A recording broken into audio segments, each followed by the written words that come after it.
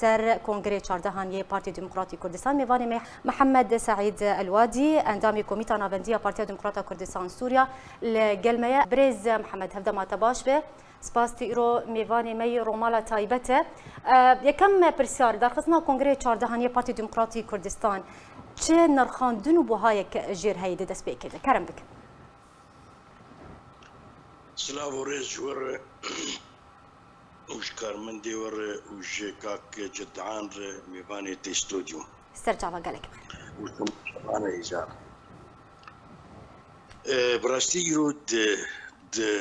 وقت دكي قال لك جرينجو افكون قراتي دام زراندن وهيك ملتي كرد كارنكاري كردستاني وجدربي كردستاني تبدا هيك السلبي كونغريداتينا يعني بيشكتنا دي كونغري ونجاحها وينا براستي نجاحها في زقريكا كردية كارنكاري كردستاني يعني هي ملتي كرد كشي إيرو عند دفي كونغري دي ود في كسي قوانها بير دي كونغري ريبازا وينا بجيد بجنابي سلوك برساني جي قال لكي جرينج جي شاهنازي عملتي كردكو جنابي برزاني هناك إدارة زغريكا كرديتك وهريما كردستانيتك وتمام ملتي كرد يروحي كسر ذاتي بله باشا ما محمد سعيد برنامه پارتیا دموکراتا کردستان بریا کنگره 14 ملت کردستان یانجی کردستان چرنگی خدمت اوی کر او شپاراست خدمت اویج قال كردستاني تفدير يعني هذا شيء برشي كردستاني بله كردستاني رجي والله كردستاني تبعي بله بخوا ايما وك كردي كردستان روجافا ما قال لك خدمتها مكر بارتيا بدكي كردستاني قال لك خدمتها بسقريكا كردي كر علي كاري كر علي دام زراندنا انجمانا كردي بيشكتنا بسقريكا كردي لتمام دولة الدنيا يعني وقت جنابي سلوك زيدي جارك يجمر دائما وقت قدر الدولة تقدر الملف كردي كردستان روجافا للسرطاوي داتي للبرخكي خدمتك برجرينج مرات كرن غيري خدمت جي كردي ايران غادي كرن جديد تفكار هاتي كرن براستي يعني مرون مبالغات لا تخينيه يعني هي جي قبل تمام التي كردشي يعني خدمتك في المزنكريش كردار وناو بنا بلكي هي كردار قالك نما قالك كاريبون غريكا كردي شبابي خرابونا كو هي ملت به هي لما دانغو برزاني هي ملتي اميدي ويقلك بلد برز محمد شخوات دسبكي تقوت در خصنا كونغرد بيدا مدا هيفي قالك هيفي لسرتين جريدان نبتن جبوي كردستاني بلكو جبو هرسي بارچين دنجي بنارينا تا چاوا بارتي پشتوانيا كردان هرسي بارچين دنجي كر بنارينا تا گرنگيا بارتي ديمقراطي كردستان جبو هرسي بارچين دن راستي قر مخابن يعني حرسي برشي دن حتى برشي هريم كردستان يجي او ناكوكي كوهن اگر تنا بنا يعني في بارتيا هاني بارتيا جناب السراح يعني ريبازا برتاني خدمتك برمز جملتي كرد لمخابن ملتي كرد يعني ام نكره معروفه كان يعني تشتي ودبه بي بارتيا هاني خدمتك برمز وخاصة أفري بازا هاني خدمتك برمز جملتي كدر كريه يعني جي كردي السوري الكريه جي إيراني الكريه جي تركار كريه خدمتك وملتي كرد حتى برشاد الشيء هيفيك مزنتاتي ما دام برزاني هي وهيفيك ما هي وكردستان شي بي أمي جبن ظلمي تركبن أمي جبن دسي خرابات تركبن أمي كاربن بقين ألمان جاخوان يعني هذي براستي نا مجامله ونا سوفتي هذي برجرينج ملتي كرد لسر فيري بازي وسر جنابي سلوك برساني داتي جاء أمت أفكن قرايات وقت كيداتي براستي ويقول لك الفداوينا هذا جي حسي شاب برشي دنج يعني أما لاتك بيخديني كسكي ما تنيا أجر يعني ام حرس شار برشي ديجي كي نا اف هريم علي كاريا ما بك يا افري باز علي كاريا ما بك بتايبت رواز برزاني ما انا باغي واجي يعني شو امي بين سربي خالي امي بحسها باندورا ويلي سرب كيش سياسي بقيش تيجي بكن لسر يعني شو ها كونغر هات لدار خصن شو ما قوت ايروي بداوي ورا بشي صندنا هجمارك بريار بنارينا تا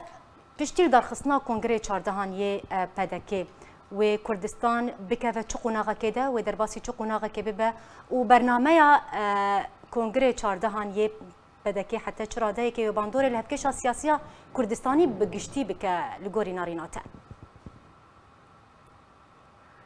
براشتي جواغو او كونغر وهيجيه متيد ميدا متي وقتيكو جنابي برزاني دي هالبجارتن بالتمام بجماعه يعني هيفي كيل سرزاب جنابي برزاني جو اوي كاربي قال لك تشتابك يكجي نجاح في كونغري و باندورا وينا لسر برياري حتى برشي كردستاني كتفقرا كرديه بيكرن ويقال لك كيف يدي بدين وفخورتي نهاتي يعني او كشي انا جنابي برزاني بخازن وان برشحين يا كونغر وان برشحين واكيد او كشي جو هيديك سرواتي داني جو مرحله جو تيدا ومرحله جو بي يعني كسي ويها يعني مرحله تزيو بلكي جرينجي جو كسن هبن كاربن مثلا كردي بيشكتنا كردي سجريكا كردي جارة سربك وباندورا وينا قال لك لسه حرشي برشي حرشي برشي كردستاني يعني تايبة سر هندر سر هريمة كردستاني يعني كاربي حكمتك وقع برزاني وروحي كي مرداتيني وكاربي هندر به لأونا كوكينا لو نكوكي جو هنن قال كي سبب كيجبر جو دجمنن ايجو شري فيري بازيت كنو شري هريم دكنو بدكي دكن قال كي مزنن زخمن حكوماتن دولتن زانن جو حتى شي درجه مسألة كردي الجموانا جرينجو وقال كي جي قهدارا وانا جبر بينا حتى جوان بي ومخازن بي تجربه هاني نهيل بسر كذا لقابة تجربه بسر كذا وشبه وقال لك روشا كردي بيش كدني ده قال لك روشا كردي بيش كده نسبتي ما كردي كردستان روشا با يعني او تشجريكا كردي جو هندري چار ديوارا دياد هندري سوريا د نرينا كتان بهات گفتگو کرن انا دركت واركي دولي وبايا بيش كتنا كجير راست وقك كي جدعان جوشي بس جريكا سوري ككل هنا صافي نبوي كردي او جي بي جريداي يعني ليه ما اون ام كارفن يعني بس جريكا سوري جابا برد جارة سيجهر بس جريكا كردي جيب سكده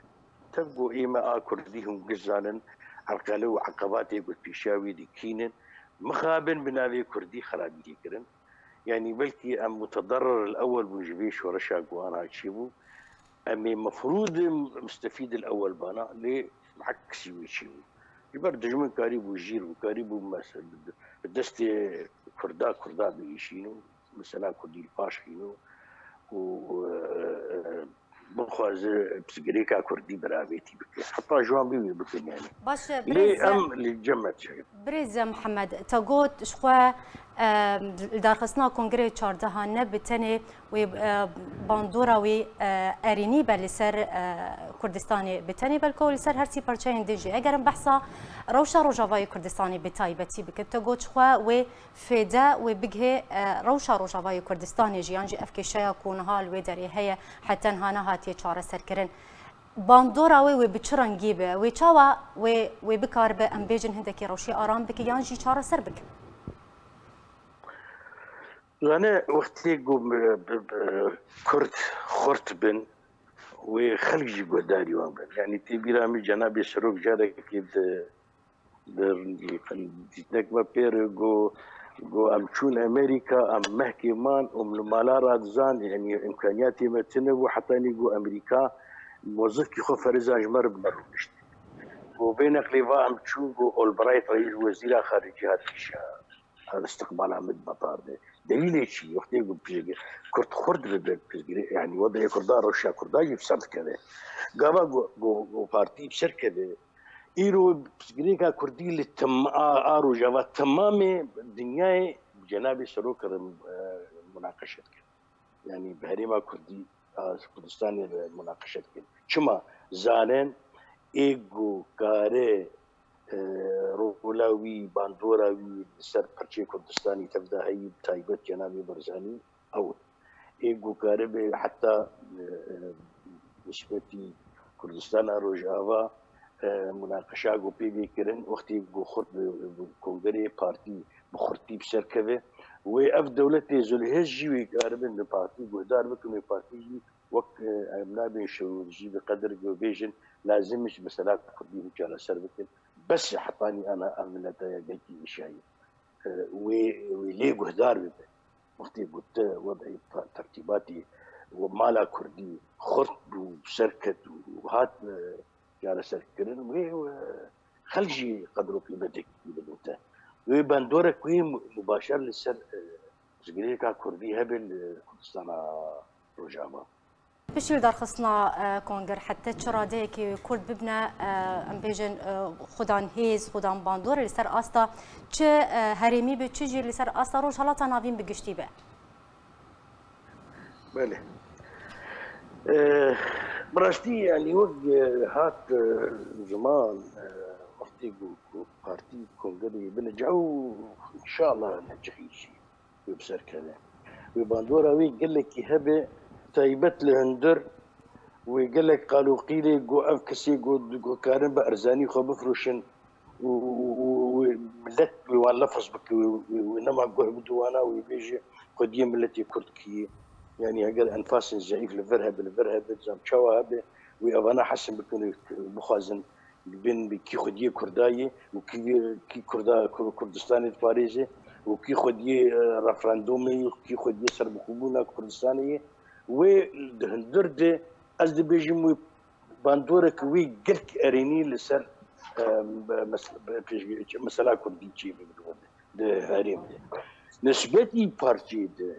نسبتي فاني دن يعني دائما تبي ابعد بارامتر هو فينا طبعا انفساني شيء قابا هريم لاشكي باقش بو ساغلم بو بايش به تفقر مباشرة سرمجي انعكاس دبي امجي ولود بن جبرقو ام رازي نرازي حتى برشي كردستان حرسي برشي دن ام جابي مال لغير هريمية لغير بازية لحكمتها جنابي سعود برزانية وقتي او بسركه من شقاسي تاثيراوي مباشر وباندورا وينان برشي دنها تايبت كردستان روجاوا از دبي جم وضعي روشا كردي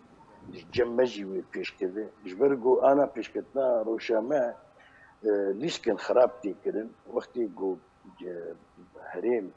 حدك يديني او كسي ياخذ زلهيز جوار حدك بيجي ام مسالات بزبريكا كردي دبي بشكل اريني جير بيداني بزبريكا على سربي و افيجو انا اداه دستي خلفيتي يعني افيجو بنافي كردا خلق وان حركي تشميني كردا وان حركي ويحدك جوار جي بيداني ويعوي جي بيس بدن ملت انا وانا ما انا براستيش تبيجي ملت ماني بوري بوانتيني ويقول لك بيشكتن شي يعني سركفتنا كردستان عراقي بارتي تايبت سركفتنا حتى برشي كردستانيه يقول لك في داخل تسير اخو باشه ما مستن ها ایرود کنگرد دا دوره هفته و شش کادرین پارتی دموکراتی کردستان و میدالیا برزانی نمر این خلات کردن هفته چواتی بله شوا دوباره بک پرساخوان ما مستا ایرو بریار در دوره هفته و شش کادرین پارتی دموکراتی کردستان ورنه خلات کردن میدالیا برزانی جالی سروک برزانی با هفته چواتی گلو والله أبايا دليلي وفاداريا برزاني بتشكسي جو خدمتها غيبازي كريو خدمتها بزغريكا كردي كريو لسر جنابي برزاني نغل يعني وقت يقول ذي قدري دي كوادري خوا وخدمتها وان بك وان تزكيه بك وان ميداليه بوان فكي لسر جنابي برزاني بكون نغل يعني اي وكوي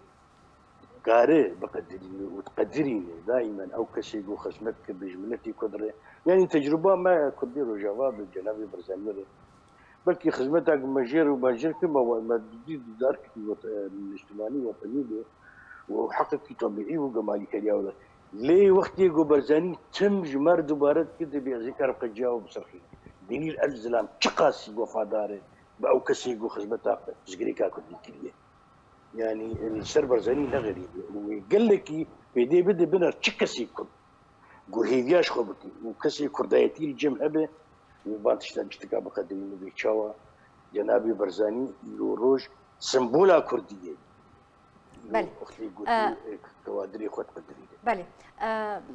بله تماشاوان برز درومالا خدا بردوام رومالا تایبت بالدرخصنا کنگره چردان یه پارتی دموکراتی کردستان لده هوکی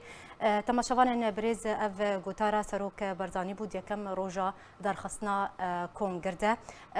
نهال گوری که هاتیه راگهاندن ناوین هجمارک اندامن کومیتا ناوندی یا بدکه ایکو هاتنا راگهاندن و هاتنا دیار کرن جواره پیشکش بکم ناوین هجمارک اندام کمیتا ناوندی بدکتی هاتنا راگهاندن و کومن گوت یک جوان فاضل میرانی وک اندام کمیتا ناوندی بدکی هاتیه هل بجارتن هشار زیباری وک اندام کمیتا ناوندی بدکی هاتیه هل بجارتن اروها آزاد برواری وک اندام کمیتا ناوندی اوجی هاتیه هل بجارتن محمود محمد وك اندامي كوميتا نابندي اوجي هاتيه هالبجارتن اف كسن كو هاتنا هالبجارتن شخو بي هالبجارتن بونا اندامي كوميتا نابندي يا بارتي ديمقراطي كر دستاني بلي تماشابان بريز ابون هجماري نابي اندامي كوميتا نابندي كو هاتنا هالبجارتن بيكو هالبجارتن سروان ورا كرن ابون تماشاوان بريز جارا كدن ودگرن جم میوانی خو میوانی من استودیو بريز جدعان اگر هفکار من پرسیاروی هبن باندورا درخصنا کنگره 14 لسر درخصنا هر دو کنگرین هم انا کسی و هم جی پدا کسی یکو بریاره دروجن بیده ورنا لدرخصن بنارينا حتى چرا ده کی کنگره 14 و باندورا لسر درخصنا هر دو کنگران بک انا کسی و پدا کسی کرم بک والله هي مش قال لك هي براستي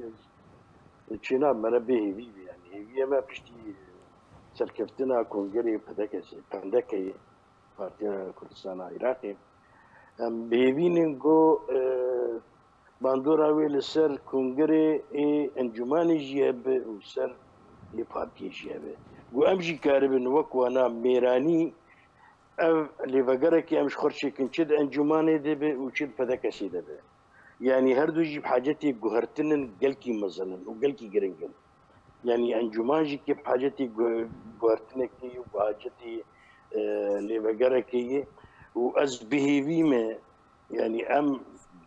اندامي كونجر تشي اي انجماني بي تشي اي فدكسي بي بميراني دستي خسر خرابيه دينا اف خراب وفساد قويه قو حدك يجير بيدانين اختراق نبي يعني انجمان قبل دجمني كردا اختراق نبي وهجر اختراق جيبوا بالتكارب دستي خسر دينا ود بدك سيدي جي كي تقولي بدك سيدي جي دستي خسر خرابيه دينا نهي لقو خرابي بميني ابصر كذا دبي او جي وك بارتيا ديمقراطي كردستان العراق كونغركي نوعي هيجا تشي بدكسي تشي انجمان به امكاربن نقلق قلكي خرط نوعي بافيجن ام جي ترهلو ايماني وتشتي ايماني ودرباس كون السرمر ومانع وحتى انا دبي امكاربن خبقارن يعني هي ما هي اب عندهم اندامي بان كونغرا هردوا بميراني لسرفات شتي خب سكنوا لي فقرك كيشيك وحدك يجي كيماني قوهرب كيماني بتشكي بيت الرابيجن كيماني قوهند بي حدك يجوا كيماني ارتيني شد انجماني دي وشد مدكسي لانه كيماني فرن او كيمانيانات دي ام حدا كيشير دينا از بهديمي جو بندورا دي كونغري سر ماشي هذا باسيا ميواني خبريز محمد سعيد وادي اندامي كوميتا نافنديا بارتيا ديمقراطية كردستان سوريا كن كو ايرو ميواني مبول سر في رومالا تايبت زور سباس بريز محمد سعيد